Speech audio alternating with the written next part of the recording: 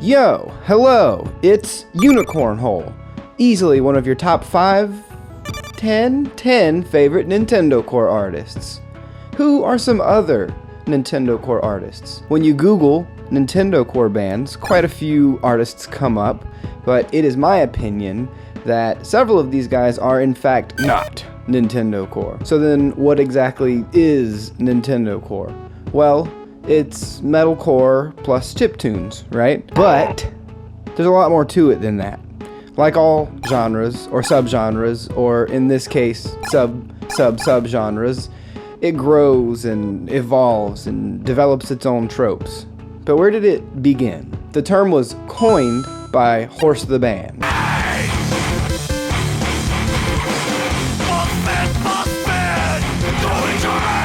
Whoever made this list on Google did get that part right, showing Horse first. It is my opinion then that Horse the Band is the textbook example of what Nintendocore is. I mean, they were making a sound, and then when asked to describe it, they made up the term Nintendocore. So, I mean... So what I'm going to do for the purposes of this video is make a scale to determine whether a band is Nintendocore or not, and just how Nintendocore they are. The core suffix of Nintendocore refers to hardcore punk if you trace it all the way back. But I think in the case of Nintendocore, it refers to metalcore. Metalcore is basically metal that has chugging and breakdowns and stuff in it. You know, Horse the Band has a lot of melodic parts and boppy fun parts, but they have a lot of breakdowns too. For the purposes of our scale, a band will earn 3 points if they are metalcore, 2 points if they're heavy music, metal, hardcore, deathcore, whatever, and 1 point if they are rock. The Nintendo prefix of the term is supposed to refer to video gamey synths or chiptunes. A lot of metal bands use synths quite a bit, but they don't sound anything like video games, so we'll have to take that into consideration. Horse the Band use square waves, which sound like old school video game synths, and they also use LSDJ, which, if you don't know, lets you literally get music directly off of an authentic Game Boy and record it. Further adding to the confusion, there is electronicore, or sometimes called synthcore or trancecore, which is basically a combination of metalcore and electronic music. I realize that those sound like very similar things, but the vibe is very different, right? One of them feels like you're in a nightclub and there's a metal band playing in the venue on the other side of the wall, and the other feels like you've been up all night playing Mega Man and there's a metal band playing outside in your backyard, I guess. So all of that said, for our scale, a band will earn 3 points if they have a lot of synths and they bring video games to mind. 1 point if they have synths here and there that bring video games to mind, or they use synths a whole lot, but they're not very gamey, and 2 points if they're somewhere in the middle. Also, for the Nintendo and the core points, a band will just earn 0 if they don't do either of those things. So I'm gonna give an extra point if a band earns 2 points in Nintendo and 2 points in core. Kind of like a complicated skill tree from a video game, huh? The point of that is to keep a band who gets 3 points in metal but has no synths, or vice versa, from earning too many points in the scale. Like, imagine you are casting for a musical and you need someone who can sing and who can act. If you have someone show up who's like an awesome actor, but they can't sing at all, you know, they're just not what you're looking for. Now imagine you have someone else come in, and they can't sing or act, but they pull a complete cooked ham out of their backpack. You're gonna hire them. Okay, so right now we're up to 7 points total, and I hate that. We're not gonna go with that. So I'm gonna offer 2 more points if the band embraces video gamey stuff, right? That could be in their band name, album names, song names, lyrics, on their album art, in their merch. Horse the Band have songs that reference Cutman from Mega Man, Birdo from the Mario series, The House of Boo also from Mario series, Pole's Voice from the Zelda series, Big Blue from the F-Zero series, and even their last full-length had a not very tasteful reference to Ape Escape. So a band can earn 2 points if they embrace video game stuff, but I'll also give a point if they embrace other nerdy stuff. Finally, to bring us up to 10 points, I'll offer 1 more if the band is fun. Horse the Band are fun. They are crazy live. They have goofy albums like an EP about pizza. They have ridiculous music videos and lyrics. They have gibberish lyrics sometimes. They have merch with ridiculous things on them. Bands that take themselves super seriously all the time, and their, song names and their lyrics are all about, Satan or other metal stuff. That's cool, but that's not very Nintendo. Some other things that would earn that fun point might be sassy clapping parts in your song, or weird vocals like you might hear on a Callous Dowboys song, crazy merch, stuff like that. Ooh, song titles that have nothing to do with the song. So there we have it, a 10-point scale. Now to assign terms depending on the scores. I'm going to say a 9 or 10 is true Nintendocore. A 7 or 8 is Nintendocore. 5 to 6 points makes a band Nintendocore-ish. 3 to 4 points, I'm gonna go ahead and say not Nintendocore. And 2 points or less is super not Nintendocore. Horse the Band, as I've already explained, are 10 out of 10. They are true Nintendocore, model Nintendocore.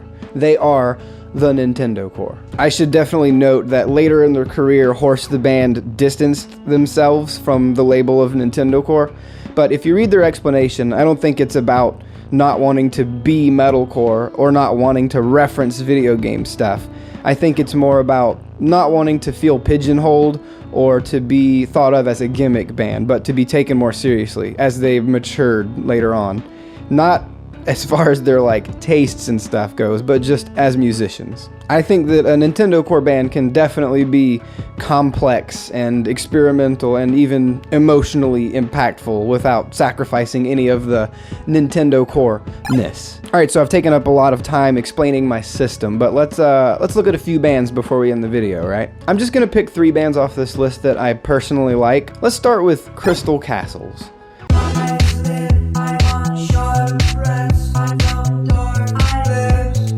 So on the core side of things, I'm only going to give them 1 point. They're not a metal band. I don't think anybody's arguing that. They're kind of hardly even a rock band, but I feel like they earn at least 1 point for being very alternative. I think you could call them a punk band, an electro-punk band. Their music is electronic, but sometimes the vocals are pretty harsh and the music can be pretty abrasive, so I think 1 point feels good here. On the Nintendo scale, I give them 3 points. I mean, their music sounds very video gamey, and that's intentional. They literally modded video game consoles to get the synth sounds that they use in their music. So as far as the nerd points go, they're not going to earn any. As far as I know, they don't have any references to video games or any other nerd culture type stuff. Their themes and their vibes are more aligned with dark, spooky, ambient kind of stuff, I guess. They don't really, brand themselves as nerds. I'm also not going to give them the fun point. Crystal Castles are consistently pretty dark and somber in their tone, and, it works for what they are, but, it's not fun, I wouldn't say. So they score a total of 4 points, which makes them not Nintendocore. Now's probably a good time to say this. I love this band. The point of this scale is not to determine if a band is good or not. It's literally, my silly scale for how Nintendocore a band is. Higher is not necessarily better, it's just more Nintendocore. That's all. Okay, next let's look at Heavy Lolo, another band that I really love and have listened to for a long time.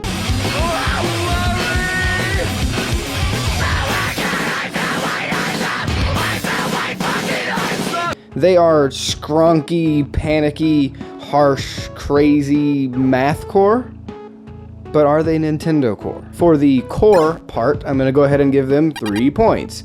They play lots of breakdowns, they have lots of chugging parts, they have harsh vocals, hardcore chants, blast beats. Fuck yeah. They're definitely a metalcore band. And for the Nintendo prefix, I'm going to go ahead and give them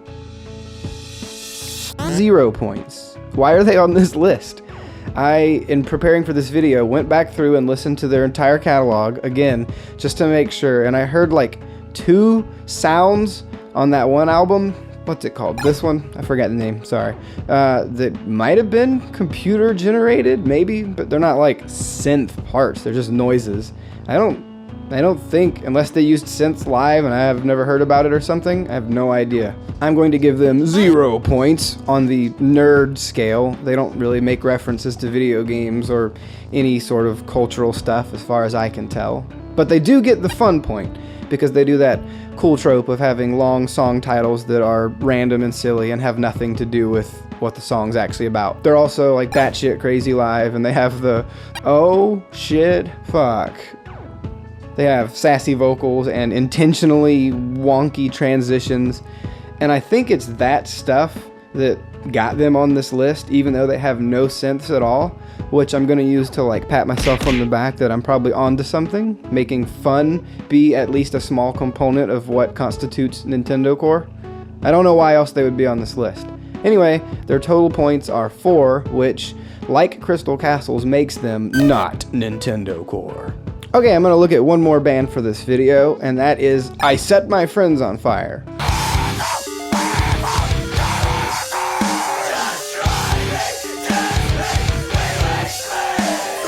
Jumping right in, for core, I'm going to give them 3 points. You can't spell slaughter without laughter, and both versions of Astral Rejection have lots of screaming, lots of singing, tons of breakdowns. They're a metalcore band, I don't think anyone's arguing with that. They have released some stuff that isn't metalcore, but I saw them live very recently, and they still play exclusively metalcore live, at least for right now, so I'm gonna skip the Nintendo part for right now. I will give them the fun point for their silly song titles, their wacky merch, their what the fuck chant at the beginning of Ravenous Ravenous Rhinos, their weird music videos, and even more recently they have the trolling with When We Were Young. They're definitely a fun band. I'm gonna give them 1 out of 2 points for the nerdy stuff, because they have Pokemon themed merch. And in Sex Ed, the video, there's some Pokemon references. They have kaiju art and a Tamagotchi reference and Vision and Scarlet Witch reference. And also they do have one video game reference that I caught. It's a reference to this game from Astral Rejection that also is not especially tasteful, but you know. Now, the Nintendo part is where things get tricky. If you've never heard of I Set My Friends on Fire, and you search for them right now, the first song that you're probably going to listen to is Things That Rhyme with Orange, which starts with a synth that does sound pretty video gamey. So right off the bat, you'd be like, yeah, they count. But if you listen to that whole album, some of the songs don't have synths at all, really. Some of them do have pretty frequent synths, but they're more electronic-y, and then some of the songs have definitely like video game sounding synths. So it's kind of a mixed bag. The outro to the last track on the album is a straight Nintendocore part. Like, Horse the Band could have played that and it would have fit right in on one of their songs. On the Astral Rejection album that came out first, there's not a lot of synths, but on the song Infinite Suck, there's this synth throughout the song that sounds like an arcade machine dying, and it's definitely supposed to sound video gamey. There's even like bit crush effects on it. On Developer the Horn, there's a pretty video gamey sounding synth too, but that song's not metal at all. I'd say those are really the only 2 instances on that album. And then on the OG version of Astral Rejection, there's not much in the way of synths at all, especially video gamey sounding stuff. Online Now and the singles that they've put out, aside from their full lengths, don't really have anything I would call Nintendocore-y. So it's a little tough. I think they definitely don't earn 3 points because they have songs that don't have any synth in them, and they have synths that aren't video gamey at all. But they definitely don't earn only 1 point because, you know, they have parts that are straight up Nintendocore. But I don't know if I should give them 2 points, because if I do, then they get the bonus point for being pretty Nintendo and pretty core. I'm a little stuck. What if I asked the band themselves what they thought? Oh, I did. So after I saw them live recently, I asked them how they felt about being labeled as Nintendocore.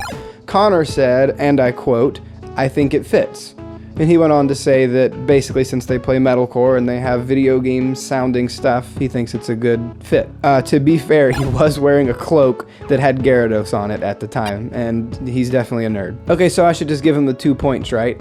Well, I asked Nate how he felt about the label, and he said, and I quote, "I fucking hate that shit." But as he went on to elaborate, I think basically what he was saying is that he doesn't want to necessarily be associated with certain other bands that he would consider Nintendocore, and kind of like what Horse said, doesn't want to be pigeonholed, that whole thing. I'll have to pick his brain a little further about it. Go ahead and subscribe. So what I'm going to do is give them 1.5 points on the Nintendo scale, which will put them at a total of 6.5, which is right in between Nintendocore-ish and Nintendocore, which honestly feels about right to me. Okay, so this video is way too long already. I'm gonna do more bands, but let me know in the comments which ones you want me to do next, and tell me if you think I'm wrong about any of the things I said in this video, especially. I'm receptive to that.